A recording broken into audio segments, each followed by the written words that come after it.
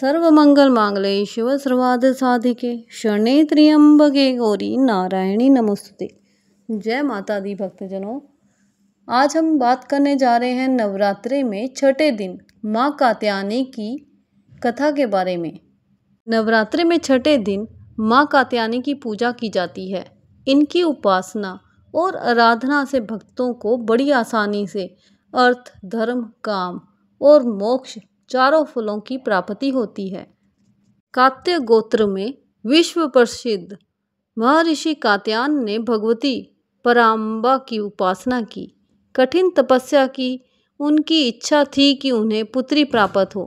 माँ भगवती ने उनके घर पुत्री के रूप में जन्म लिया था, इसलिए ये देवी कात्यायनी कहलाई।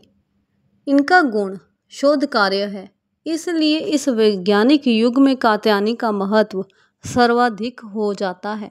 इनकी कृपा से ही सारे कार्य पूरे हो जाते हैं।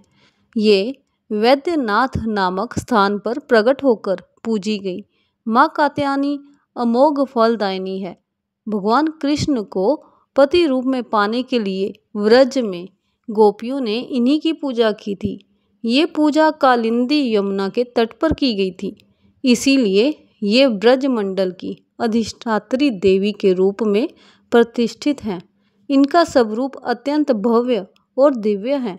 ये स्वर्ण के समान चमकीली और भास्वर हैं। इनकी 4 भुजाएं हैं और दाईं तरफ का ऊपर वाला हाथ अभय मुद्रा में है तथा नीचे वाला हाथ वर मुद्रा में। माँ के बाईं तरफ के ऊपर वाले हाथ में तलवार व नीचे वाले हाथ में कमल का फूल शोभित है। इनका वाहन भी सिंह है। इनकी उपासना और आराधना से भक्तों को बड़ी आसानी से फलों की प्राप्ति होती है। उसके रोग, शोक, संताप और भय नष्ट हो जाते हैं। जन्मों के समस्त पाप भी नष्ट हो जाते हैं। इसीलिए कहा जाता है कि इस देवी की उपासना करने से परम पद की प्राप्ति होती है। देवी कात्यायनी की कथा का उल्लेख देवी भागवत महात्म्य और मार्कंडेय पुराण से मिलता है। पुराणों में निहित कथाओं के अनुसार कत नाम के एक प्रसिद्ध महर्षि हुआ करते थे। उनके पुत्र का नाम ऋषि कात्य था। आगे जाकर ऋषि कात्य के गोत्र में महर्षि कात्यायन का जन्म हुआ और ऋषि अपने तप के कारण विश्व प्रसिद्ध हुए। ऋषि कात्यायन की इच्छा थी कि देवी भगवती उनके घर पुत्री रूप में जन्म ले, इसीलिए उन्हें कई वर्षों तक देवी भगवती की कठोर तपस्या भी की। मान्यता है कि ऋषि कात्यायन की ऐसी एक निष्ठ तपस्या से प्रसन्न होकर देवी भगवती ने तब उनकी इच्छा का मान रखते हुए उनके घर पर जन्म लिया। ऋषि कात्यायन की पुत्री होने के कारण ही देवी भगवती देवी कात्यायनी कहलाई। महर्षि कात्यायन ने बड़े प्रेम से देवी कात्यायनी का पालन पोषण किया। कुछ समय पश्चात पृथ्वी पर दुराचारी महिषासुर का उपद्रव सारी सीमाएं लांघ रहा था। महिषासुर को ये वरदान मिला था कि कोई भी पुरुष कभी उसे पराजित या उसका अंत नहीं कर पाएगा, इसीलिए उसे किसी का डर नहीं था और देखते ही देखते उसने देवलोक पर भी अपना कब्जा कर लिया।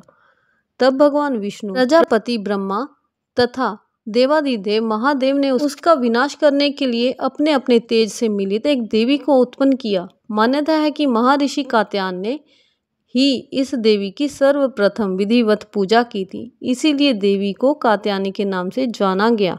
वहीं देवी कात्यायनी से जुड़ी एक अन्य पौराणिक कथा के अनुसार देवी की उत्पत्ति महर्षि कात्यायन के यहाँ अश्विन महीने की कृष्ण चतुर्दशी को हुई थी।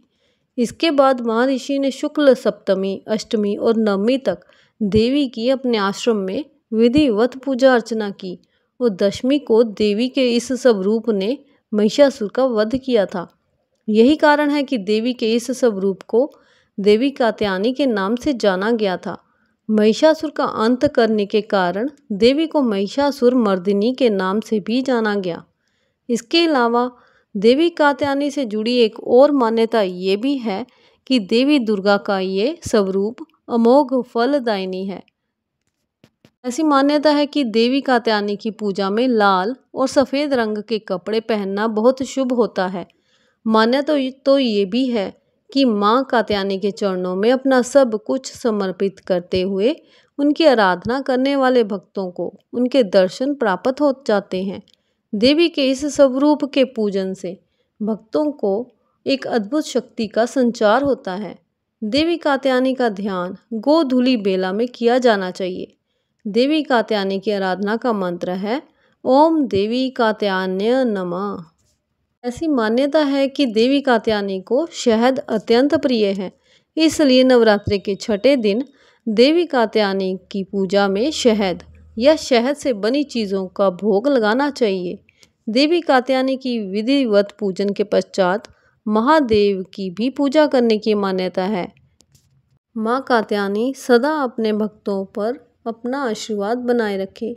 बोलो माता रानी की जय। जय कात्यायनी माँ की जय।